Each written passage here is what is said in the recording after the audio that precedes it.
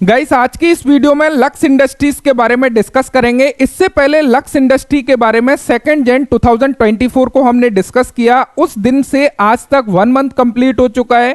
Stock price ऊपर जाने की बजाय 7% डाउनफॉल दिखाया है। क्या रीजन है, क्या टेक्निकली हम लोगों को नजर आ रहा है, सारी चीजें हम लोग यहाँ पे क्लियर कर रहे होंगे। सबसे पहले एज इट इज ड्राइंग आप लोगों की टेक्निकल बना हुआ है जो हमने पिछली वीडियो में डिस्कस किया था। मैंने वहां पर आप लोगों को क्लियर किया था कि ये जो ट्रेंड लाइन है वो बहुत महत्वपूर्ण रोल अदा करेगी। जैसे कि आप लोग देख सकते हो, जब भी ट्रेंड लाइन पर प्राइस आता है अगेन ऊपर बाउंस करता है। ये मंथली टाइम फ्रेम लगा हुआ है, अगेन यहां आया बाउंस किया, अगेन आया बाउंस किया, अगेन आया बाउंस किया। यहां पर एक प्रॉपर रेजिस्टेंस है 1630 के आसपास। यदि प्राइस 1630 के ऊपर जाता है तो अगेन ये ऊपर जाने के चांसेस बन सकते हैं। लेकिन अब ध्यान रखिएगा, ये ट्रेंड लाइन सभी को नजर आ रहा है और ट्रेंड लाइन काफी बार टेस्ट हो चुका है, तो यहां पर खेल हो सकता है। उस खेल को समझना बेहद जरूरी है।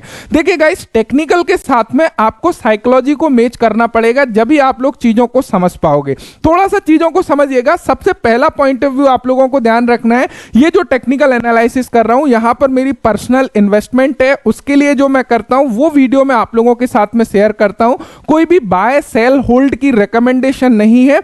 मैं यहां पर जो चीजें मुझे नजर आ रही हैं आप लोगों के साथ में शेयर करता हूं। यदि आप उसके साथ में कोरिलेट कर पाते हो तो डेफिनेटली उसके हिसाब से आप अपना एक्शन ले सकते हो। यहां पर चीजों को समझने की आवश्यकता है। ये जो ट्रेंड लाइन है, सबसे पहले आपको यह समझना पड़ेगा कि ये केवल आपको नजर नहीं आ रही, मुझे नजर नहीं आ रही, सभी को नजर आ रही है। तो यहां पर क्या है, बार बार बाउंस करना एंड अगेन बाउंस करना बहुत कॉम्प्लिकेटेड हो जाता है। तो ऐसी सिचुएशन में स्टॉक प्राइस पर दो सिचुएशन नजर आ रही हैं यहां पे। एक सिचुएशन है कि यहां पर ये ट्रेंड लाइन पर काफी टाइम तक कंसोलिडेट करे और बहुत स्लोली ऊपर जाए।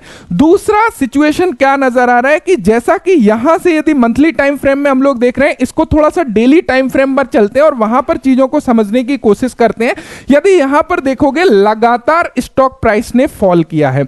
एक और सिचुएशन यहां पे क्या नजर आ रही है, एक सिचुएशन यहां पे क्लियरली नजर ये आ रही है कि स्टॉक प्राइस जैसा नीचे जा रहा है, पैनिक ऑलरेडी क्रिएट हो चुका है। काफी लोग कमेंट कर रहे हैं एंड जिनका भी इन्वेस्टमेंट है वो कहीं ना कहीं इसके बारे में सोचने लगा है कि वे एग्जैक्टली क्या मुझे यहां से एग्जिट करना चाहिए। और ये सारी साइकोलॉजी ऑपरेटर भी बहुत भली भांति समझता है, लेकिन अपना डिसीजन थोड़ा सा सोच समझ के हम लोगों को लेना पड़ेगा। सबसे पहला पॉइंट ये हमेशा ध्यान रखना है कि किसी भी स्टॉक में बहुत ज्यादा एलोकेशन आपका नहीं होना चाहिए कि वो आपको डैमेज कर सके यदि आपका डिसीजन गलत होता है। तो इस चीज का विशेष ध्यान रखना है। जब आप लोगों का ट्रेडिंग करियर वहां पे दिक्कत में आ जाता है जब आप किसी एक पर्टिकुलर स्टॉक के ऊपर बहुत ज्यादा भरोसा करके उसमें बहुत ज्यादा एलोकेशन रखते हो। तो यदि वो चीज है तो आपको डेफिनेटली डेंजर सिचुएशन में आ सकते हो। यहां पर देखो सिचुएशन, ऐसी सिचुएशन में हिस्टोरिकली क्या डेटा क्रिएट होता है, यदि लगातार स्टॉक प्राइस फॉल कर रहा है तो एक डिप डेफिनेटली दे सकता है और वो डिप देगा तो डेफिनेटली इस ट्रेंड लाइन को ब्रेक कर सकता है।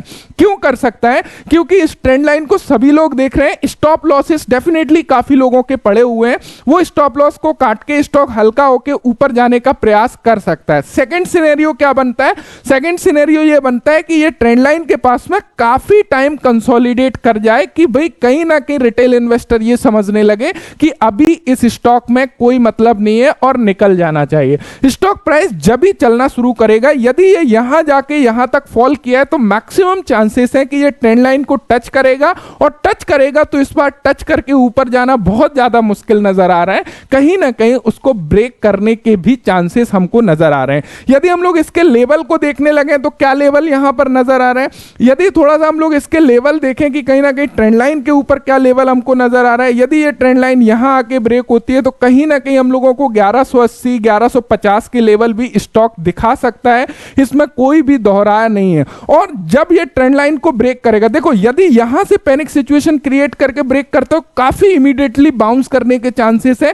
यदि स्टॉक प्राइस काफी ज्यादा कंसोलिडेट करता है तो ऊपर जाने के चांसेस जो है कंसोलिडेट करके भी है। तो दोनों सिनेरियो हमको नजर आ रहे हैं, यानी दोनों सिनेरियो में आपको परेशान होना पड़ सकता है इस स्टॉक में यदि इन्वेस्टमेंट है। अब थोड़ा सा हम लोग कॉटन प्राइसेस के बारे में भी डिस्कस कर लेते हैं। जैसा कि हम लोगों ने पहले देखा था, यदि स्टॉक प्राइस जो देखो जिनकी होल्डिंग है वो थोड़ा सा वेट कर सकते हैं, जैसा सिनेरियो बन रहा है उस सिनेरियो को एक्सेप्ट यदि कर सकते हो उस सिचुएशन में, या फिर सेकंड आप लोग जो नया फ्रेश इन्वेस्टमेंट कर सकते हैं 1630 के ऊपर बहुत बढ़िया लाइन आप लोगों की खुली हुई है, यदि इस रेजिस्टेंस को पार करता है तो अच्छा खासा ये ऊपर जा सकता है, बिजनेस सारा कुछ ठीक ठाक है। अब थोड़ा सा चीजों को समझिएगा, जैसा कि लक्स इंडस्ट्रीज के बारे में बात करें, इनर वियर के ऊपर ये काम करता है और इसका मेन रॉ मटेरियल कॉटन होता है, हमने पहले भी डिस्कस किया था।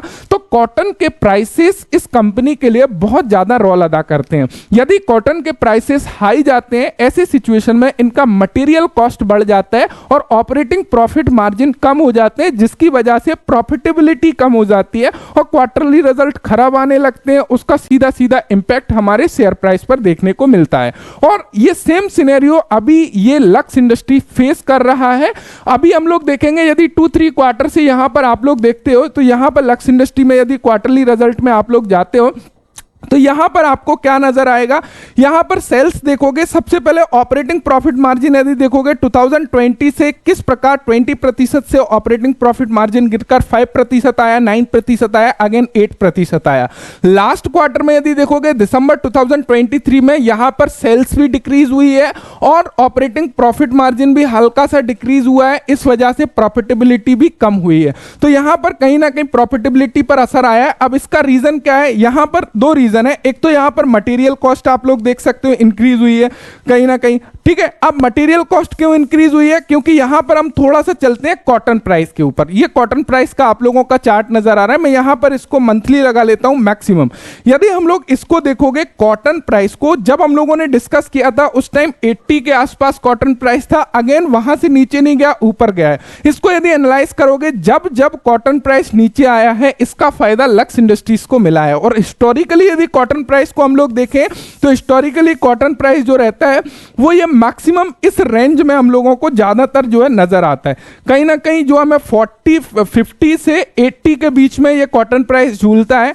कभी कभी स्पाइक आता है, जैसे कि 2012 में स्पाइक आया, लक्स इंडस्ट्रीज का इंपैक्ट आया। यहां पर जो है 2022 में स्पाइक आया था, उसका भी असर लक्स इंडस्ट्रीज के पास आया। और यहां पर दो सिनेरियो 2022 में हुए लक्स इंडस्ट्रीज के साथ में। एक तो इनसाइडर ट्रेडिंग की खबर सेबी ने बाहर आई, न्यूज का इंपैक्ट आया, कहीं ना कहीं मैनेजमेंट से भरोसा उठा। दूसरा चीज कहीं ना कहीं material cost operating profit margin से कंपनी जूझ रही थी, उसकी वजह से नीचे आया। और आज तक जो है स्टॉक प्राइस ऊपर नहीं जा पाया है क्योंकि वो अपनी प्रॉफिटेबिलिटी को इंक्रीज नहीं कर पाया है, ऑपरेटिंग प्रॉफिट मार्जिन इंक्रीज नहीं हो पा रहा है। तो वो सारी चीजें कहीं ना कहीं नजर आ रही हैं। अब यहां पे उसका मेन रीजन क्या है, इसके पास में देखो कहां दिक्कत आ रही है कंपनी के। यदि बिजनेस मॉडल को समझोगे, ये अपने जो प्रोडक्ट हैं वो बेसिकली लोअर मिडिल क्लास को ये टारगेट करते हैं। लक्स कोजी जो ब्रांड है या डिफरेंट ब्रांड जो है इसके, तो ये क्या है, इसी के कंपैरिजन में यदि आप लोग पेज इंडस्ट्रीज को देखोगे उसके ऊपर उतना इंपैक्ट नहीं आ रहा है। उसका रीजन क्या है, उसके पास में प्राइसिंग पावर है, यानी कि वो अपने प्रोडक्ट का यदि प्राइस थोड़ा बहुत बढ़ा भी दे तो अंतर नहीं पड़ता, क्योंकि वो प्रीमियम सेगमेंट को कवर कर रहा है। वो लोग जॉकी जो पहन रहे हैं, यदि वो 400 500 600 का पहन रहे हैं तो यदि थोड़ा सा प्राइस में अंतर भी आएगा तो वो अफोर्ड कर लेंगे। लेकिन लोअर मिडिल क्लास में क्या है, यदि वो लक्स कोजी का बनियान ले रहा है भैया 100 रुपीज की, यदि वो 120 का मिलेगा तो फटाक वो लोकल में कन्वर्ट हो जाएगा। तो ये कंपनी भी बहुत भली भांति जानती है कि मेरी टारगेट ऑडियंस क्या है, तो उस वजह से वो प्राइसिंग को इंक्रीज नहीं कर पा रही। यदि वो प्राइसिंग को इंक्रीज करेगी तो वो कस्टमर को खो देगी, क्योंकि लोकल मार्केट में काफी सारा भी इनर वियर है, वो कहीं ना कहीं उस तरफ शिफ्ट हो जाएंगे। तो इसका सॉल्यूशन क्या है, कंपनी भी वेट कर रही है कहीं ना कहीं हमारी मटेरियल कॉस्टिंग कम हो, हम लोग सेल्स को और ज्यादा इंक्रीज कर पाए। मटेरियल कॉस्टिंग जब बहुत ज्यादा रहती है तो सेल्स के ऊपर कंपनी उतना ज्यादा फोकस नहीं करती है, क्योंकि वो वेट करती है 1-2 क्वार्टर का। तो हमको क्या करना है एज अ इन्वेस्टर, हमको इसके ऊपर नजर बनाए रखना है, कॉटन प्राइस के ऊपर नजर बनाए रखना है। सेकंड चीज, हमको एक और क्वार्टर लक्स इंडस्ट्रीज का देखना है, क्या वहां पे प्रॉफिटेबिलिटी को ये इंक्रीज कर पा रहे हैं, सेल्स को इंक्रीज कर पा रहे हैं। एज अ इन्वेस्टर हमको इस चीज को ट्रैक करना पड़ेगा। और थर्ड, हमको टेक्निकल देखना है, क्या हम लोग जिस ट्रेंड लाइन को देख रहे हैं उसमें ट्रेंड लाइन के बहुत ज्यादा डीप तो नहीं जा रहा है प्राइस, या ऊपर कंसोलिडेट कंसोलिडेट कर रहा है उसके ऊपर हमको नजर बनाए रखना है। तो एज अ इन्वेस्टर हमको ये करना है, और साथ ही साथ जो चीज मैंने आपको बताई, किसी एक पर्टिकुलर स्टॉक में 5% से ज्यादा अपनी एलोकेशन नहीं रखना है, आपको कभी प्रॉब्लम आना ही नहीं है। यदि 5% एलोकेशन है, एक स्टॉक बहुत लंबे समय तक नीचे डाउन भी है तो आपको फर्क नहीं पड़ने वाला, क्योंकि अदर स्टॉक कहीं ना कहीं टारगेट आप लोगों के हिट होते रहेंगे। सो आई होप आप लोगों को ऑल इंफॉर्मेशन मिल गई होगी। जैसे ही जो भी नजर मुझे आता है इसके ऊपर डेफिनेटली मैं वीडियो बनाऊंगा। जिन स्टॉक में मैं इन्वेस्टेड हूं या नहीं हूं, कोई मुझे अट्रैक्टिव लगता है, मैं उसका आप लोगों के साथ में वीडियो बना के शेयर करता हूं। सो आई होप चीजें क्लियर हो रही होंगी। मोस्ट इंपॉर्टेंट ट्रेंड लाइन को देखते रहना है। ये सारी चीजों के ऊपर यदि आप लोग नजर बनाए रखते हो, कोई इशू की बात नहीं है। सो आशा करता हूं ये ऑल इन्फॉर्मेशन आपको सही लगी होगी। यदि वीडियो से इन्फॉर्मेशन मिली है तो एक थम्स अप आप लोग कर सकते हो मेरा मनोबल बढ़ाने के लिए।